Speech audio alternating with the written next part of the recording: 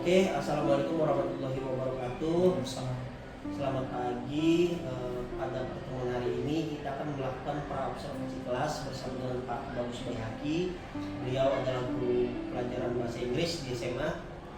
Pak Bagus, kita mulai saja ya percakapan pra-observasi kita. Pertama yang mau kita coachingkan adalah apa tujuan pembelajaran yang Pak Bagus mau capai dalam praktek pembelajaran di kelas nanti. Yang pasti saya ingin kegiatan di kelas itu aktif, kemudian siswa juga bisa berdiskusi dan bisa beraktivitas. Oke, di poin mana Pak Bagus melakukan tujuan pembelajaran yang berpihak ataupun berpusat pada murid? Kita di poin untuk berdiskusi, yang mana nanti kita pada akhirnya sebelum adanya pembelajaran tentu kita harus ada kegiatan yang harus dicapai, pra pembelajaran, yaitu kita harus bikin RPP, terus kemudian juga nanti harus bagaimana cara menginformasikan materi terhadap siswa dan juga bagaimana nanti penilaian prosesnya dari pembelajaran kepada siswa. Oke, baik. Jadi ada 3 area yang Pak Bagus mau kembangkan. Yang pertama bagaimana merencanakan pembelajaran, lalu mengimplementasikan serta melakukan assessment ya. Kemudian untuk melakukan tindak lanjut agar tercapai, strategi apa yang Pak Bagus persiapkan? Yang pasti itu harus ada supervisi atau observasi, dan juga nanti sambil berjalan itu mungkin ada coaching, artinya ada evaluasi, beberapa pertemuan nanti ada evaluasi dengan maksimal biasa. Baik Pak Bagus, terima kasih. Mudah-mudahan nanti pembelajarannya bisa berlangsung aktif mendengarkan dan bermanfaat pada murid ya. Oke, itu hasil percakapan observasi kita. Setelah ini nanti insya Allah kita akan melihat aktivitas.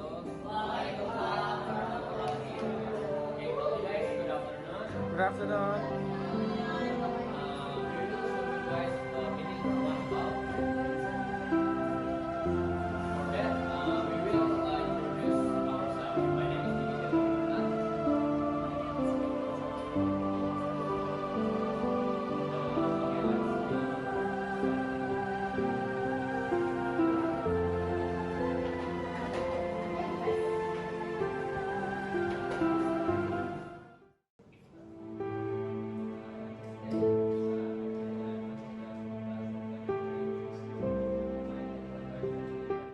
Yang memang berkebutuhan khusus. Karena di kelas yang saya ajar itu Ibu Pak Sumardiansa, itu memang ada beberapa siswa yang memang kita harus belajar pembelajaran diferensiasi. Karena tidak sama materi yang kita sampaikan dengan mereka. Terlebih ada salah satu kelas yang memang yang menggunakan kursi roda dan juga memang tidak maksimal untuk penangkapan. Itu pun ketika presentasi kita tidak boleh sama dengan siswa yang lain. Itu lagi saya coba cari gimana cara yang pas dan tepat untuk memang bisa agar si siswa ini juga bisa mendapatkan hal yang sama, haknya juga bisa dapat. Itu menarik nih. Nah, Pak Bagus, kalau kita kembalikan kepada tujuan awal pembelajaran bahasa Inggris itu apa sih? Dan kemudian dalam pembelajaran yang berjalan selama ini apakah sudah tercapai tujuan pembelajaran itu? Kalau memang belum tercapai di poin mana dan mengapa hal itu? Tercapai itu mungkin belum maksimal. Kita secara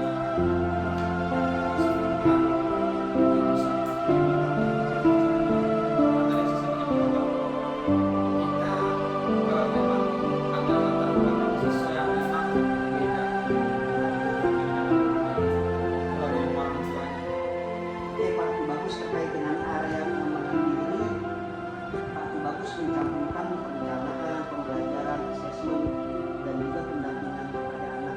Itu kira-kira bagaimana pendampingan? Perencanaan itu kita sebagai guru sudah perencanaan ya, berupa lesson plan akan kita terus kemudian siswa juga harus kita dampingi ketika mereka berdiskusi. Itu saya tidak hanya cuma dengan menceritakan, tapi juga saya memilih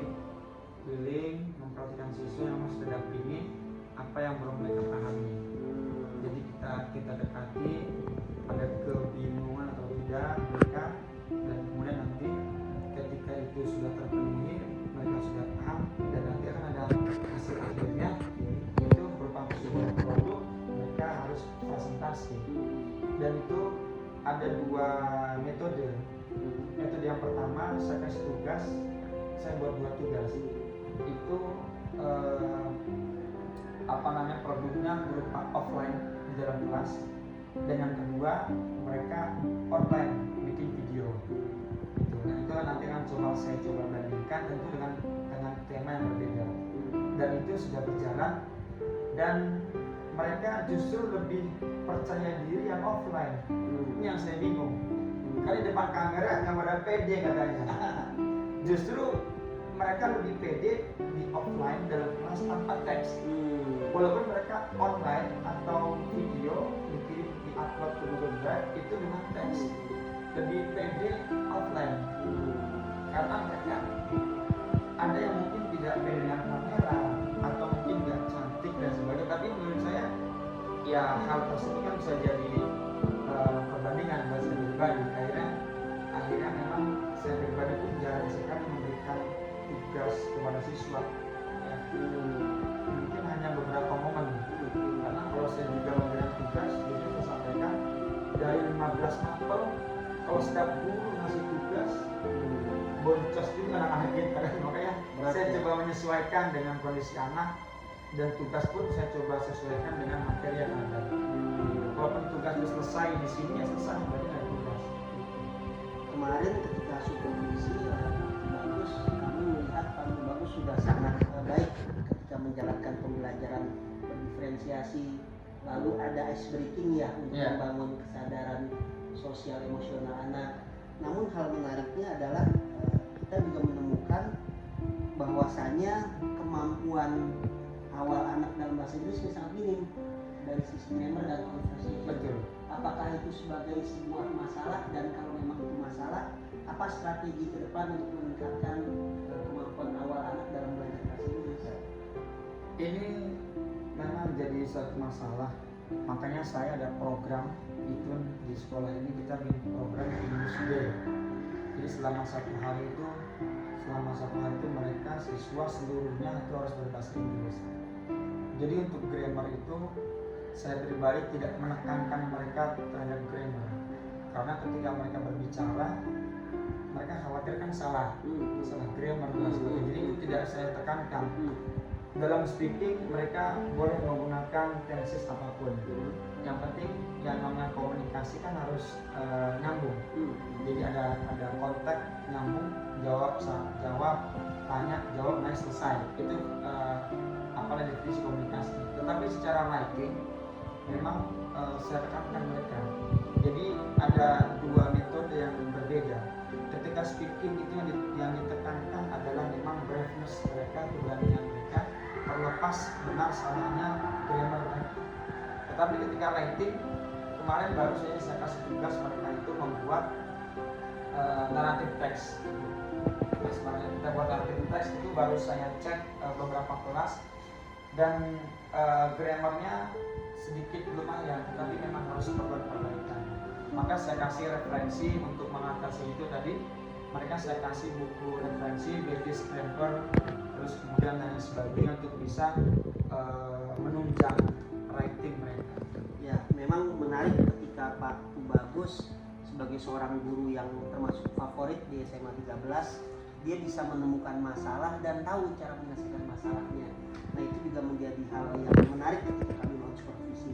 Dan terakhir Pak Bagus, seberapa besar komitmen Bapak untuk bisa terus mengembangkan kualitas pembelajaran dan terus menghadirkan keberpihakan belajar terhadap murid? Bagaimana nih komitmennya ke depan? Apakah mau tetap sampai di sini saja, atau mau meningkatkan ke arah yang lebih baik, atau sebetulnya ada hal lain yang bisa Bapak lakukan sehingga nanti guru-guru bidang studi yang lain itu bisa terinspirasi dalam hal kualitas pembelajaran? Kalau berbicara masalah komitmen, ketika kita sudah mendedikasikan diri sebagai guru, kita harus komitmen untuk mendidik anak. Karena memang tidak cuma mengajar, tapi kita mendidik di luar pembelajaran.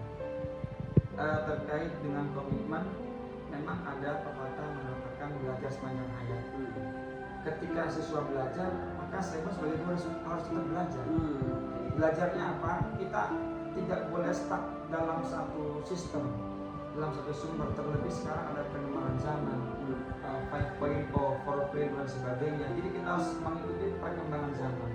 Anak sekarang itu cara kita mengajar, mendidik berbeda dengan anak tahun-tahun kemarin. Maka harus ada pemolesan, harus kita poles sedikit biar mereka juga lebih bisa mendapatkan hak mereka dalam pembelajaran. Karena belajar itu merupakan salah satu hak mereka, sebagaimana tertera dalam undang-undang kan. Karena mereka harus mendapat hak belajar di dalam sekolah. Maka itu juga sudah menjadi komitmen saya pribadi sebagai pendidik untuk bisa mengajarkan materi secara penuh terhadap mereka. Yang kedua, apabila mereka tidak masuk ketika materi saya, itu memang saya suruh lapor. Nah, jadi mereka juga mendapatkan hak yang sama. Tetapi mungkin tidak full. Saya hanya memberikan PowerPoint-nya dan dipelajari, nanti tinggal kita diskusi apa yang belum paham. Jadi adil itu memang tidak harus sama. Ketika yang hadir itu kita kasih penjelasan secara detail, secara tatap muka, maka ketika mereka tidak hadir, besoknya mereka harus lapor, itu kita kasih materi PowerPoint-nya, mereka pelajari, nanti kita akan diskusi yang kita paham. Ya, karena anak SMA ya, jadi Betul. harus sudah mulai diberikan kepercayaan. Akhirnya ya, mereka sama orang ada dewasa. namanya bernalar kritis. Ya, Pak Tubagus, terima kasih hasil supervisinya menarik. Kelas hidup Bu Sylvi ketika kami melakukan supervisi, walaupun tetap perlu ada peningkatan kualitas ya, sehingga bahasa Inggris itu menjadi pelajaran yang disukai oleh semua. Dan anak-anak yang merasa tidak pede ketika belajar bahasa Inggris, kita bicara ataupun menulis, itu bisa diperbangun lagi dirinya. Nanti insya Allah Pak Tubagus ke depan kita akan terus melakukan coaching agar kita bisa saling belajar. Nanti pun Pak Tubagus bisa melihat bagaimana saya melakukan praktik pembelajaran sejarah, sehingga bisa membandingkan dan mengambil poin positif untuk meningkatkan kualitas pembelajaran kita masing-masing, terutama untuk murid-murid. Terima kasih Pak Tubagus, Bapak Ibu sekalian. Alhamdulillah proses supervisi kita pada siang hari ini sudah berlangsung, dan ada umpan balik yang harus saya sampaikan kepada Pak Tubagus. Tapi nanti umpan balik ini juga harus diberikan dari pengajar praktek dari Bu Sylvi. Namun sebelum ke Bu Sylvi, dari saya ada catatan tambahan Pak Tubagus. Problematika utama yang ditemukan yaitu kemampuan awal murid terhadap bahasa Inggris masih sangat minim. Hal ini yang perlu mendapatkan perhatian lebih. Namun dari sisi kapasitas guru, alhamdulillah tidak perlu diragukan lagi, semua komponen sebagai guru profesional itu sudah ada di dalam diri Pak Tubagus sebagai guru bidang studi bahasa Inggris. Selanjutnya Bu Sylvi silakan memberikan umpan balik terkait dengan refleksi supervisi pembelajaran yang sudah berlangsung antara saya dengan Pak Tubagus. Silakan Bu Sylvi. Terima kasih Pak Rian dan Pak Tubagus, ini sudah luar biasa. Pak Rian sebagai coach mensupervisi Pak tentang pembelajaran bahasa Inggris, mana ini tujuannya sudah tercapai sesuai alur kita, dan area pengembangannya juga menggunakan